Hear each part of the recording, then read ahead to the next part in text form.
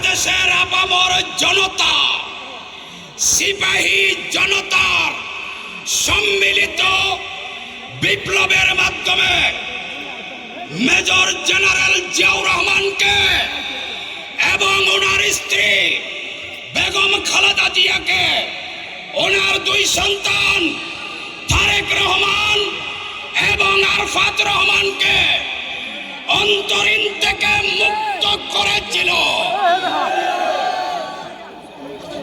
General Ziaur Rahman এবং ওনার পরিবার মুক্ত হয় নাই, মুক্ত হয়েছিল বাংলাদেশের গণতন্ত্র, মুক্ত হয়েছিল বাংলাদেশের সার্বভৌমত্ব, মুক্ত হয়েছিল বাংলাদেশের স্বাধীনতা।